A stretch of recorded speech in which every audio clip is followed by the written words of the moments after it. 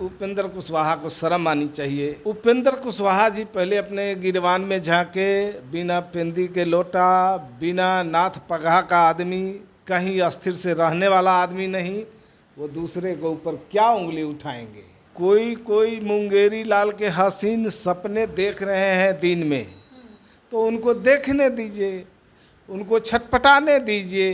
ये जो कुछ लोग जो बड़बड़ाते हैं, उसको बड़बड़ाने से हम लोगों के ऊपर कोई फर्क नहीं है। बिहार में जब से मुख्यमंत्री नीतीश कुमार राज्यपाल से मुलाकात करने राजभवन पहुंचे, तब से लेकर के ये कहा जा रहा है कि बिहार की सरकार जो है वो गिरने वाली है और महागठबंधन में कुछ ठीक नहीं है। हमारे साथ इसी मुद्दे पर बातचीत करने के लिए जेडीयू के प्रवक्ता हैं हिमराज राम जी।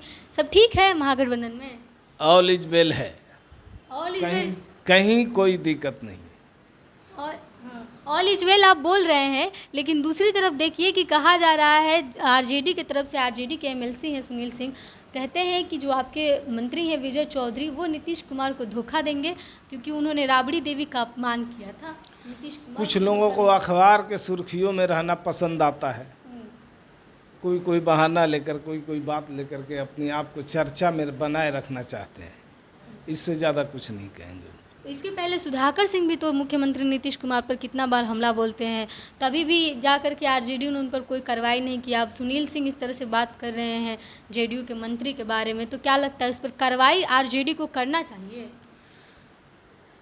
ये आरजेडी का मामला है, आरजेडी को इस पर देखना चाहिए, उस पर बात करनी चाहिए। बात तो मुख्यमंत्री के बारे में कर रहे हैं ना। अगर मुख्यमंत्री जी के बारे में कह रहे हैं ठीक है, लेकिन मैं पहले भी कहा हूँ कि कुछ लोगों को बड़बड़ाने की आदत है और बकबक करने से कुछ होता नहीं है, काम करना पड़ता है।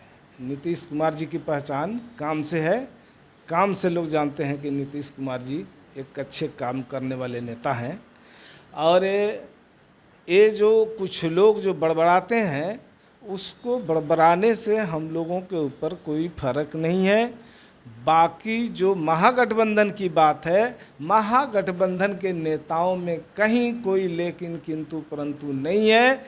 एक मिशन की तरफ हम लोग आगे बढ़ रहे हैं और जो है उस पर हम लोग काम कर रहे हैं। कौन सा मिशन?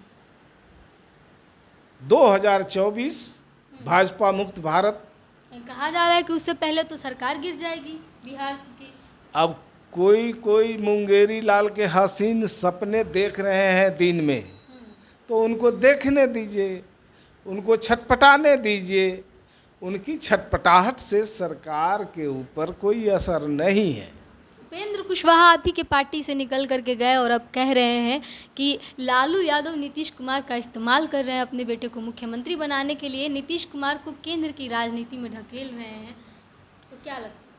उपेंद्र कुशवाहा जी पहले अपने गिरवान में झांके, बिना पेंदी के लोटा, बिना नाथ पगहा का आदमी, कहीं अस्थिर से रहने वाला आदमी नहीं, वो दूसरे के ऊपर क्या उंगली उठाएंगे। वो तो उंगली उठा करके अपना कद बढ़ाना चाहते हैं।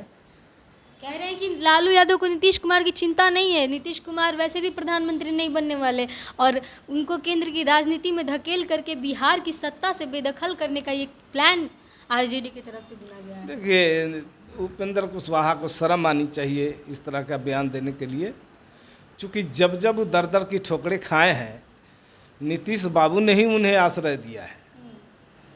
और हमेशा ये लोग का कोई नीति और सिद्धांत नहीं है, हमेशा अपने आप को बनाए रखने के लिए, अपनी लाभ के लिए पार्टियां बदलते रहते हैं, तरह तरह के गठबंधन में इधर से उधर करते रहते हैं। यही इनकी पहचान है। सरकार गिरने की बात कितनी सही है?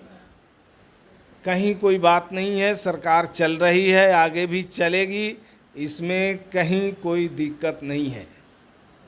क्या लगता है, जैसे आप एक तरह से कहा जा रहा है आरजेडी के तमाम जो विधायक और मंत्री उनके तरफ से कि बिहार में अफसरशाही आ गया है, बिहार में अफसरशाही है या फिर सरकार का राज चल रहा है? देखिए, यहाँ कानून का राज चल रहा है और नीतीश बाबू के शासन में कोई भी व्यक्ति कानून तोड़ेगा तो कानून उसके ऊपर अपना शिकंजा कसेगा। मंत्री बड़ा कि अफसर बड़ा? अरे कोई बड़ा छोटा की बात नहीं है, सब अपने अपने दायरे में होते हैं। मंत्री का काम कुछ और है और पदाधिकारी का काम कुछ और है। सबके अपने अपने अलग अलग काम हैं और अपने तरीक़ों से सब लोग काम करते हैं। बिहार में तो कहा जा रहा है कि जो अधिकारी हैं वो अंगुली माल डाकू का काम कर रहे हैं। आरजेडी की तरफ से ये बयान जारी किया गया है। अब इस पर ज़्यादा तूल देने की ज़रूरत नहीं है। कुछ लोग अगर अटड़ पटड़ बोल रहे हैं तो उससे हमें कोई फ़र्क नहीं पड़ता है।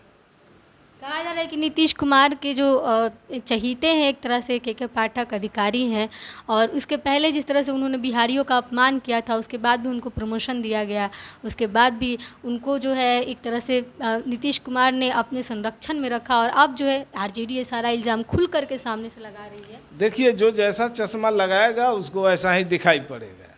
जैसी नीयत जिसकी रहेगी उसको सब कुछ उसको ऐसा ही दिखाई पड़ेगा। यहाँ किसी तरह की कोई दिक्कत नहीं है, सब कुछ ठीक ठाक चल रहा है। नीतीश कुमार जी बिहार के अच्छे नेता रहे हैं, पूरे दुनिया में उनकी कृतियों की चर्चा है, और बिहार की प्रगति में और बिहार की तस्वीर और तकदीर को बदलने में इन्होंने दिन रात मेहनत करके काम करके। सर एक सवाल का जवाब आप नहीं दे रहे हैं कि आखिर मुख्यमंत्री पर बार बार आरजेडी की तरफ से क्यों हमला बोला जाता है? मुख्यमंत्री से क्या बैर है? एक तरह से आप लोग महागठबंधन में अच्छा होने का दावा करते हैं और महागठबंधन में इस तरह से आप लोग बयानबाजी करते हैं। नीतीश कुमार जी, मैं बार बार कह रहा हूँ, नीतीश कुमार जी कोई पक्षपात नहीं करते, किसी का पक्ष नहीं लेते, न किसी को बचाते हैं न किसी को फंसाते हैं। ये हमेशा इनकी कोशिश रही है किसी मामले में निर्दोष फंसे नहीं और दोषी बचे नहीं।